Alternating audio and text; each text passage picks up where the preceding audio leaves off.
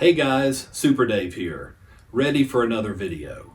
Remember to subscribe to my channel, give me the thumbs up, and I'd really appreciate it. What I would like to talk about today is getting over the fear and getting over the anxiety of getting started, taking your first step. I know you're at home, you're at your computer, you're probably watching a lot of YouTube videos, and I want to go through 10 different steps you can go through to get you over the hurdle, to get you going, and to take your very first couple of steps to buy your first rental property. The first thing I want to go over is, remember that you have a job. You have tax returns, so you are loan worthy. This is very important. You are ready to make an appointment with a banker. Go ahead and research your local banks, make an appointment with a banker, and sit down and get pre-qualified.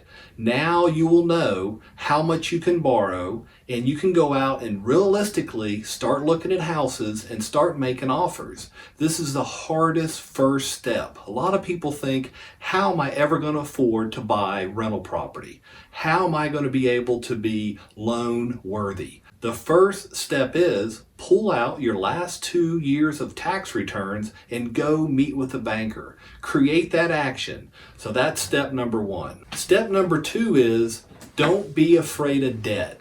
This is a word that's going to stop a lot of people from taking that initial step, going after that first rental property. Debt is not bad. I see debt as good, and I'm going to explain why. You hear it all the time. I don't want too much debt. I want to reduce my debt. Well, if you have debt and you've bought your first rental property, the way it's going to look on your tax returns and the way the banker's going to look at it, they'll say, okay, I see debt from a house you just bought. Well, you have a lease for that house that covers that debt. So now you have cash flow, you've created equity, and you've made yourself stronger. So that debt you created has made you a stronger person. And this is important because over time, as you buy more and more rental property, the debt that you create is good debt. It creates cash flow. It creates an equity position, and it allows you to borrow more money as you go down the road. So remember, don't be afraid of debt. Step number three is, I'm sure you've heard a lot of people talking about get rich quick. I am not a get rich quick guy.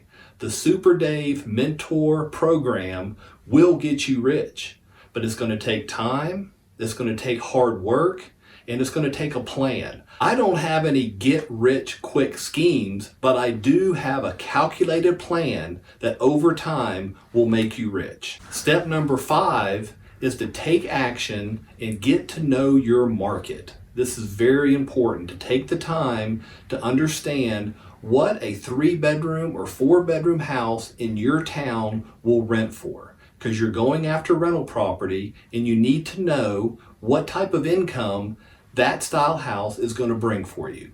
And you have to understand supply and demand. Is there a need for rental property in your town? And this is going to take time and this is going to take research, but it will reduce your stress and it'll get you in a position of knowing that there is a market for rental properties and how much that rental property will bring in per month. Once you know these numbers and once you know your market, it's going to reduce your stress. Step number 6, it's good to talk to the professionals. Go ahead and make some phone calls. These people will talk to you for free. Go ahead and get on the phone. Your first call needs to be your banker. Then call a rental property company and ask them what type of rental properties do they have? How much income are they getting for them? How many vacancies do they have? Start to understand and learn from the professionals.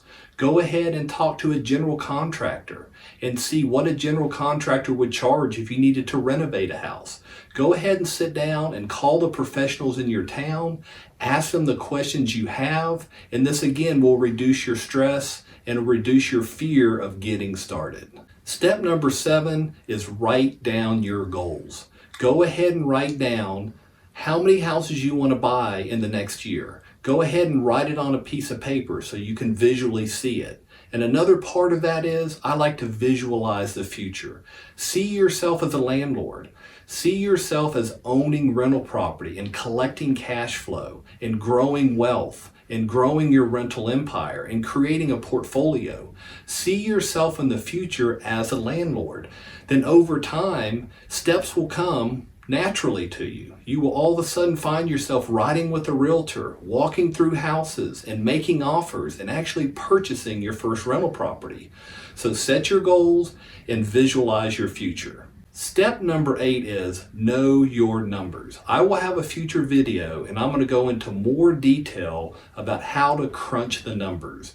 And what that means is, what is my cash flow number going to be? Once I buy the house, once I see all my expenses, how much cash is going to be left over in the end for me? You should know how to crunch these numbers every time you go to look at a property. I'll show you how to do the math problems. I'll show you how to understand your taxes and your insurance and know the numbers. It'll create a lot of calm for you. When you see a property, when you see the price, you see what it'll rent for, you'll know exactly what your cash flow will be. And that'll create a sense of calm. Step number 9, when you're getting started and you're buying your first set of properties or your first property, I recommend giving it to a management company. They're going to charge about 8 to 10% of what you make, but this management company is going to do everything for you. They will rent the property. They will take care of repairs. They will take care of all the problems for you and send you a check every month. This will free you up to go out and get more property, keep your mind clear, and reduce your stress of worrying about how am I going to manage and run this property and run my job. A management company is a great tool, and I recommend you use one. It's good to factor in 8 to 10% to the management company when you're working on your numbers to see what your cash flow is.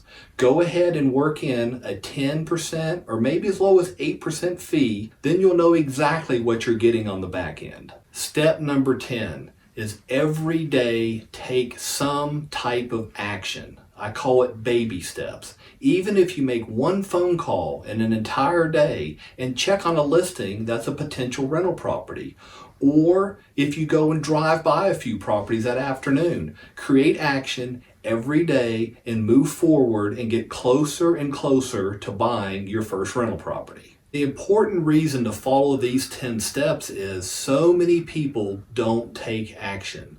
They acquire information, they watch videos, they learn about the process, but they never take that first step. And it's so important because I have mentored for 5 years multiple people, and it's very rare to see somebody actually take the action. You're going to learn all the tools, you're going to learn all the information through my videos, but if you don't take action, and if you don't get up out of your chair and go out there and look at property and take the steps that are necessary to acquire that first property, nothing will ever happen. And once you get that first property under your belt, I promise you, property number 2 and property number 3, and for me, all the way up to property number 50 becomes easier and easier. The hardest thing is buying your first property. It's not impossible, but you have to be motivated. You have to have drive. You have to be willing to work hard. And if you go ahead and take some action and take some steps and acquire that first property, I promise you the rest is going to come easier. Thank you guys. I really appreciate it. Don't forget to give me the thumbs up, subscribe to my channel, and make comments below if you like. I'd be happy to answer them for you. Thank you and have a good night.